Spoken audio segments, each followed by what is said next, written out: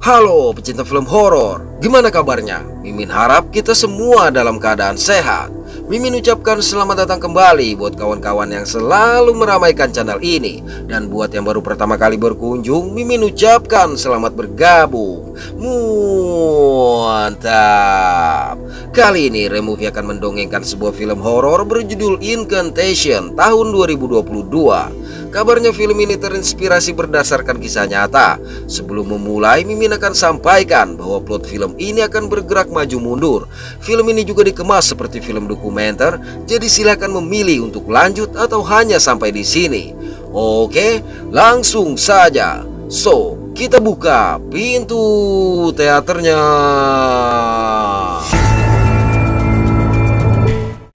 Terdengar suara seorang wanita yang berkata kalau niat yang ada di benak kita benar-benar bisa mengubah hasil. Untuk membuktikan hal itu, dia mengajak kita melakukan eksperimen, di mana dengan menggunakan kekuatan pikiran, kita bisa membuat benda bergerak sesuai keinginan kita.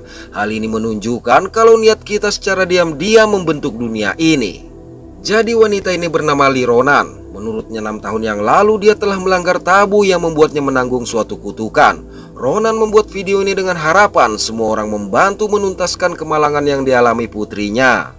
Untuk itu dia mengajak kita melihat sebuah simbol dan menghitung mundur dari 10 sampai 1. Kemudian meminta bantuan kita untuk membaca sebuah mantra bersama sembari menyatukan punggung tangannya dengan cara yang aneh.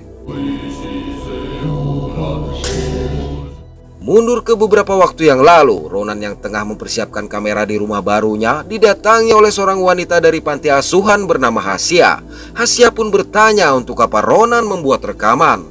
Oleh karenanya Ronan menjelaskan kalau dia ingin merekam setiap momen kebersamaan dengan sang anak yang akan segera pulang, agar suatu saat anaknya bisa melihat video kebersamaan mereka. Namun Hasya memberitahu kalau Ronan masih dalam masa evaluasi, jadi jika tidak lulus maka pengadilan tidak akan memberikan hak asuh. Dari situ mereka mendatangi panti asuhan yang dimaksud. Di sana terlihat anak Ronan yang bernama Dodo tengah bermain dengan pemilik panti yang bernama Chihming.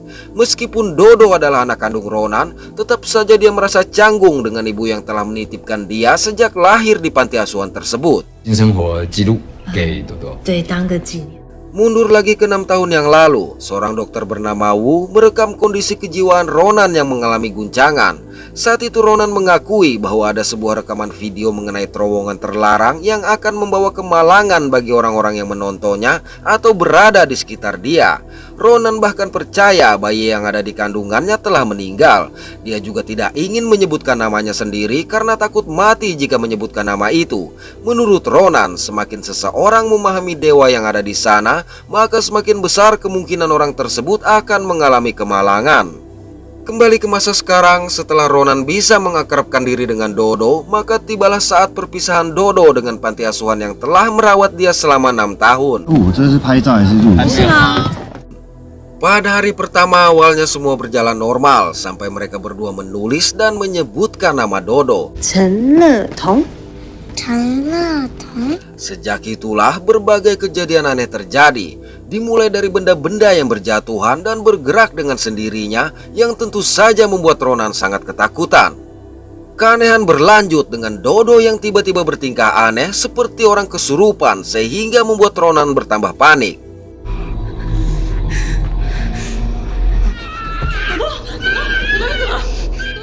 Mundur ke 6 tahun sebelum semua kejadian menimpa, sebuah kelompok yang menamai diri mereka sebagai pembasmi hantu terdiri atas Ronan bersama kekasihnya yang bernama Dong dan satu saudara Dong yang bernama Yuan.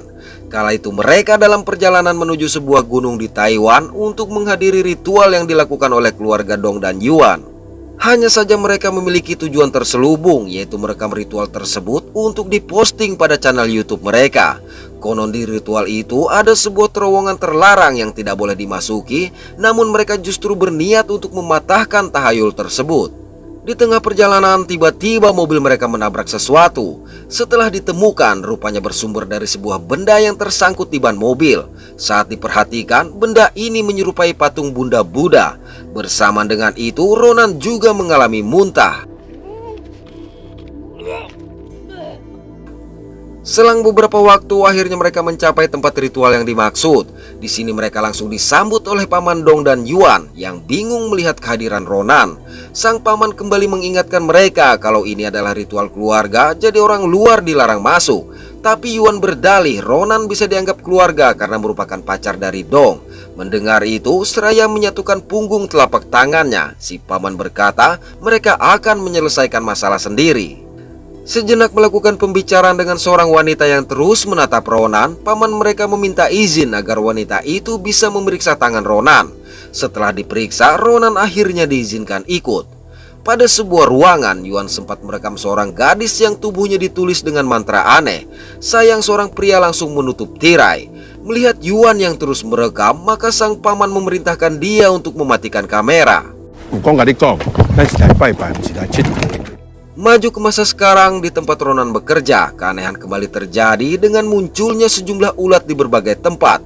Bahkan saking paniknya, Ronan sempat menghancurkan satu ulat yang menempel di bajunya.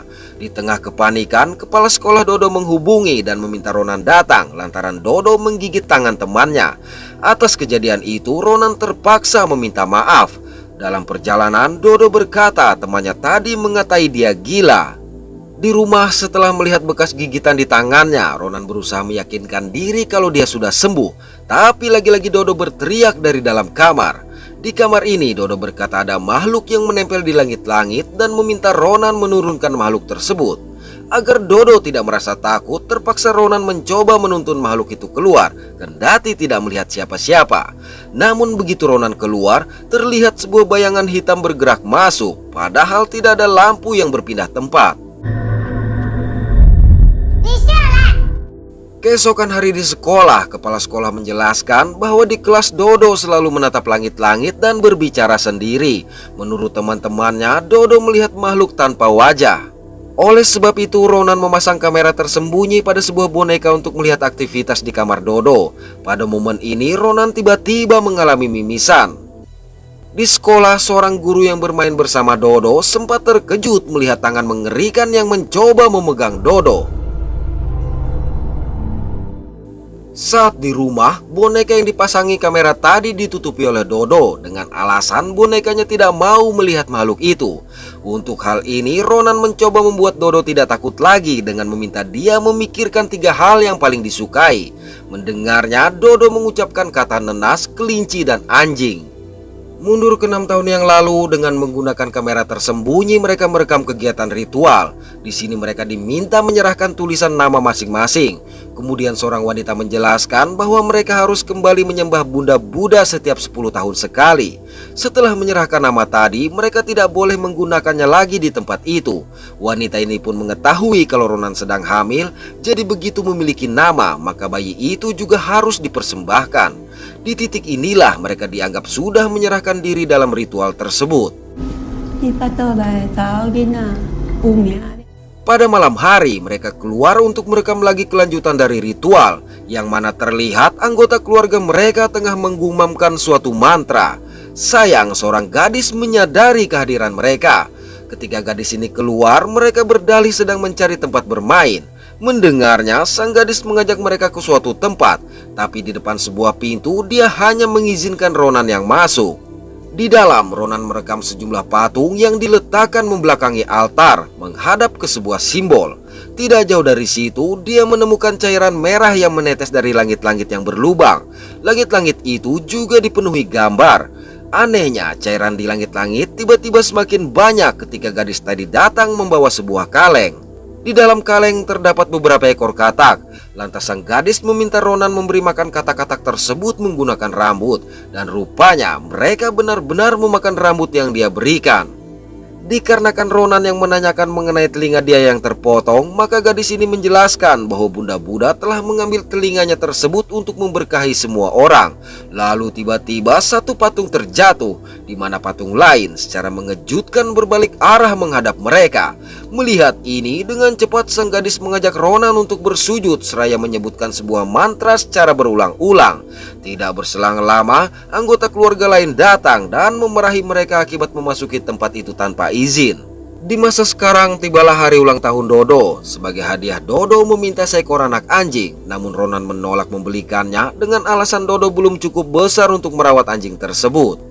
Selanjutnya Ronan mengajak Dodo ke apartemen lama mereka karena ada orang yang ingin membeli. Saat tengah menunggu sang ibu, Dodo mendengar panggilan dari lantai atas.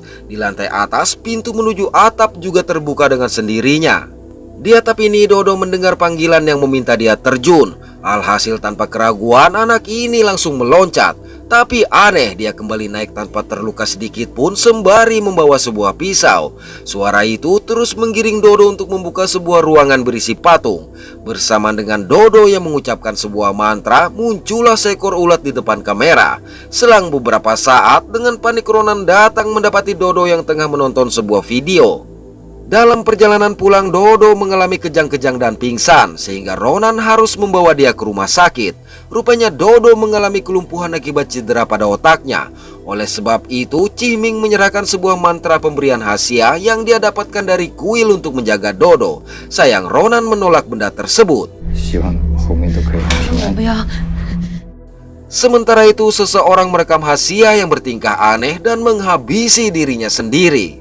Mundur lagi ke 6 tahun silam, akibat Ronan ketahuan memasuki bangunan tanpa izin, maka mereka diminta pulang keesokan pagi dan dikurung di dalam kamar.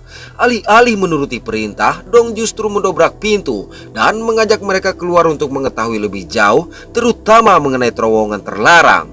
Melihat Ronan yang kembali mual, Dong sempat memberi nama calon bayi mereka sebagai Chen Dodo, sebelum akhirnya harus bersembunyi lantaran anggota keluarga melintas. Saat Dong menyebutkan nama bayinya tadi, dia tidak menyadari kalau telah melewatkan suatu prosesi ritual, yaitu mempersembahkan nama bayi tersebut. Tidak berselang lama, terlihat anggota keluarga yang mengarak sebuah patung sembari mengucapkan mantra berulang yang diiringi musik tradisional. Maju lagi ke masa sekarang, akibat Dodo mengalami kelumpuhan, hak asuh Ronan benar-benar dicabut sehingga Dodo harus dikembalikan bersama Cihming di panti asuhan. Namun tidak ingin berpisah dengan anaknya lagi, maka secara diam-diam Ronan membawa Dodo keluar dari rumah sakit. Sayang Ronan tidak menyadari CCTV merekam aksinya ini. Di depan rumah dia meminta Dodo menunggu di mobil sementara dia mengambil barang-barang mereka. Selang beberapa saat, petugas panti dan polisi yang datang mencari Ronan tidak tahu kalau Dodo ada di dalam mobil. Tapi Cihming yang melintas menyadari hal itu dan meminta Dodo membukakan pintu. Di sini Cihming mencoba mengajak Dodo untuk kembali tinggal bersama dia, namun Dodo justru bertanya bagaimana dengan sang ibu. Bersama dengan itu Ronan datang. Sejenak berpikir, Cihming yang awalnya berniat membawa Dodo akhirnya mengizinkan Ronan masuk dan membawa mereka bergegas meninggalkan tempat itu menerobos para petugas. Mundur lagi ke 6 tahun lalu, setelah anggota keluarga menyelesaikan ritual, mereka menemukan sang gadis tergeletak dengan tubuh penuh mantra di depan terowongan terlarang. Ketika Dong dan Ronan mencoba menyadarkan gadis ini serta berniat membawa dia ke rumah sakit, Yuan justru mendobrak pintu terowongan terlarang yang disegel dan tidak mengindahkan larangan mereka. Begitu pintu terowongan terbuka, terdengar suara tangisan bayi dari dalam terowongan yang gelap. Khawatir ada bayi di dalam, Ronan yang tadinya berniat pergi sekarang bersiap untuk masuk. Tidak ingin terjadi apa-apa terhadap Ronan, maka Dong meminta Ronan menjaga gadis itu sementara dia dan Yuan masuk ke dalam terowongan terlarang. Selama menunggu, tiba-tiba Ronan mengalami pendarahan. Namun secara mengejutkan, Yuan berteriak panik keluar dari dalam terowongan terlarang dan langsung pergi entah kemana, meninggalkan kamera yang dia bawa begitu saja. Sedangkan Dong tidak terlihat batang hidungnya. Kemudian dari kamera yang ditinggalkan Yuan tadi, terlihat anggota keluarga membawa tubuh Dong yang wajahnya ditutupi kain berdarah. Saat semua orang pergi, si gadis datang memberikan minum kepada Ronan. Terlihat pula dia seolah mencegah dan mencoba merebut kamera itu dari tangan Ronan. Namun Ronan tetap pergi meninggalkan dia. Dalam kompleks ritual, Ronan melihat Yuan yang berteriak, "Jangan tanya," dan terus menghindari kamera. Hal ini terjadi berulang-ulang sehingga membuat Ronan semakin ketakutan. Apalagi kondisi tempat itu sunyi dan sangat gelap. Hingga pada sebuah bangunan, Ronan melihat anggota keluarga yang melakukan ritual pembakaran tubuh Dong tadi. Kali ini Yuan benar-benar muncul di depan kamera, namun dengan mata yang berubah putih dan langsung menyerang dia layaknya zombie. Hal ini menjawab dari mana luka bekas gigitan yang ada di tangan Ronan. Setelah melakukan serangan, gigi Yuan tiba-tiba terlepas berhamburan dan pergi ke sebuah bangunan. Tidak jauh dari situ terlihat anggota keluarga dengan tubuh penuh mantra berdiri menatap Ronan. Akibat hal ini, dengan panik Ronan kabur dan melihat tubuh terbakar Dong yang digantung serta Yuan yang terhempas ke tanah. Hingga akhirnya dia berhasil mencapai mobil dan meninggalkan tempat mengerikan tersebut.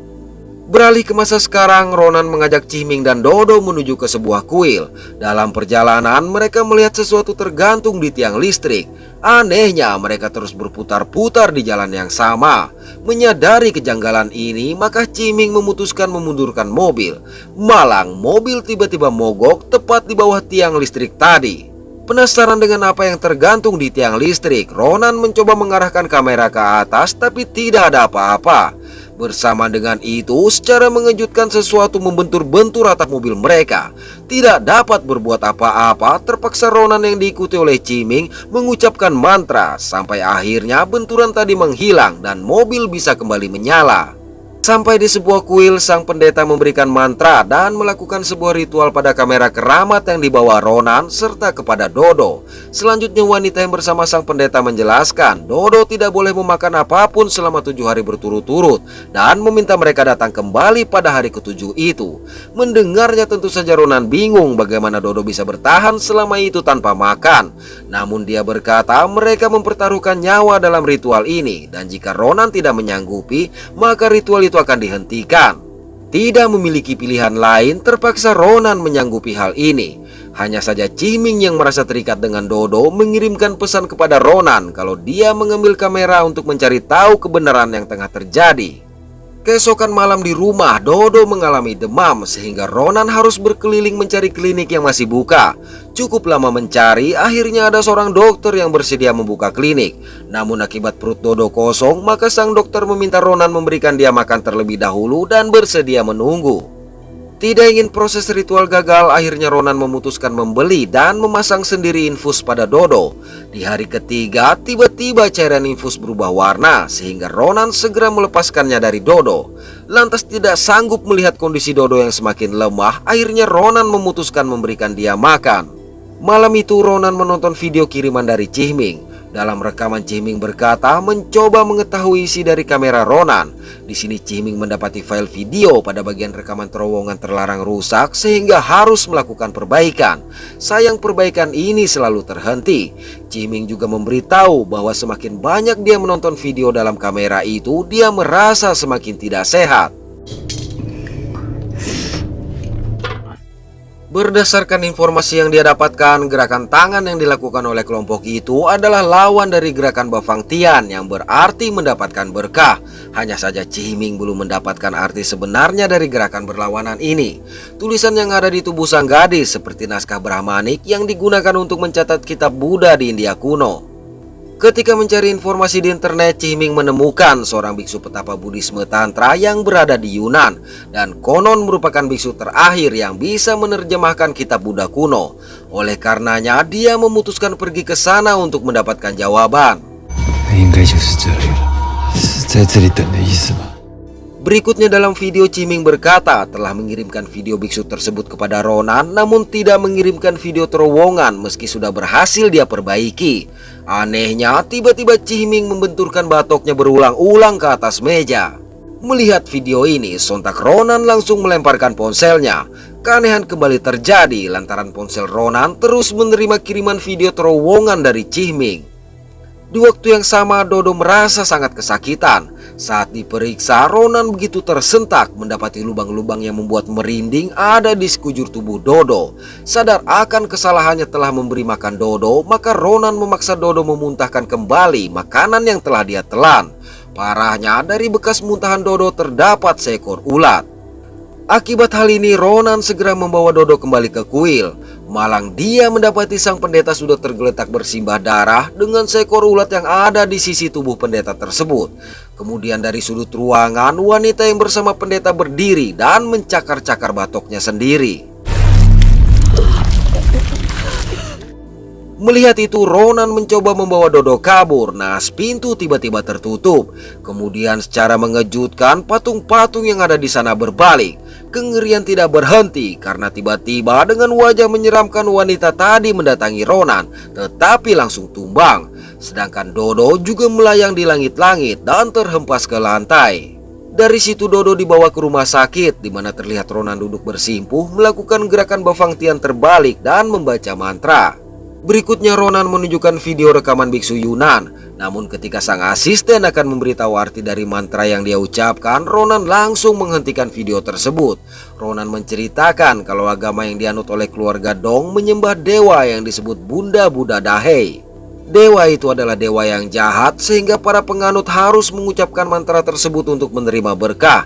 Jadi semakin banyak orang yang merapalnya, maka semakin kuat juga perlindungan bagi mereka.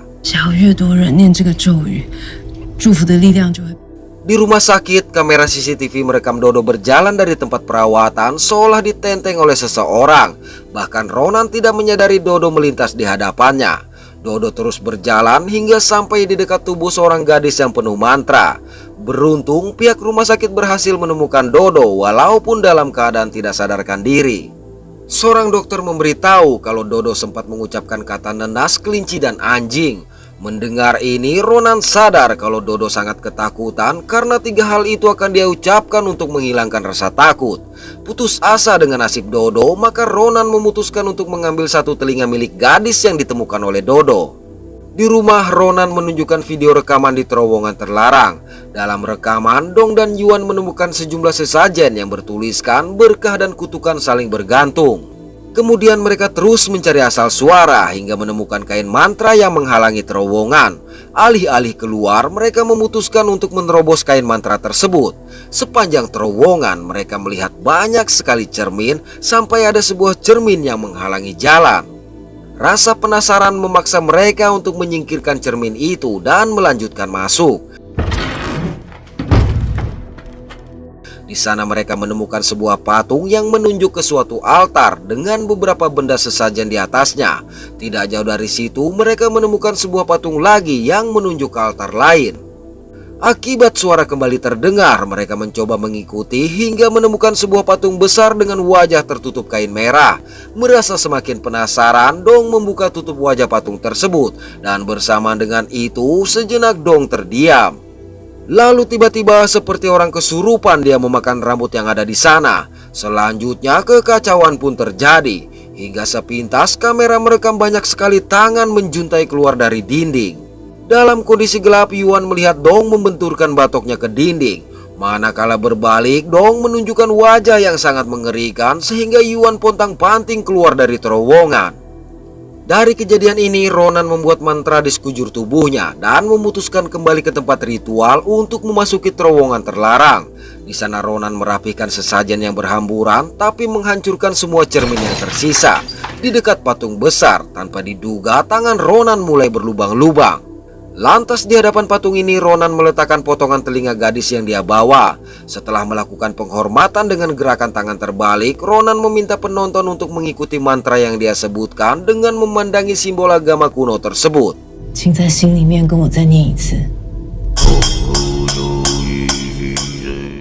Hanya saja setelah mantra selesai diucapkan, Ronan berkata kalau dia berbohong. Karena menurut penjelasan biksu Yunan, arti dari mantra itu bukanlah berkah, melainkan kutukan berbagi. Membaca mantra tersebut berarti aku ingin berbagi kutukan ini dan menawarkan namaku. Sedangkan simbol yang ditunjukkan merupakan mantra untuk menyebarkan kutukan Bunda Buddha kepada orang asing. Semakin banyak orang yang menanggung, maka kutukan akan semakin ringan. Dan semakin dalam menatap simbol, maka beban akan semakin berat. Sedangkan wajah Bunda Buddha adalah jantung dari kutukan yang dimaksud, sehingga mereka selalu menutup dan tidak pernah melihatnya. Keanehan lain adalah rekaman ini telah dibuat saat Ronan tengah hamil. Jadi berarti Ronan sudah mengetahui semuanya sejak 6 tahun yang lalu. Setelah menunjukkan video, Ronan meminta maaf kepada penonton yang telah membaca bersama dia, karena hal inilah satu-satunya cara untuk meringankan beban Dodo. Lalu Ronan menutup matanya dengan sehelai kain dan membuka tutup wajah patung yang ternyata berbentuk lubang mengerikan. Sesaat berselang, Ronan membenturkan batok dia ke lantai seperti yang dilakukan oleh Dong dan Chihming. Beberapa waktu berlalu terlihat Dodo berbahagia tinggal di panti asuhan. Oke, terima kasih sudah menonton sampai pada akhir konten ini. Mohon maaf atas ketidaksempurnaan dari kami. Semoga terhibur dan sehat selalu. Mantap.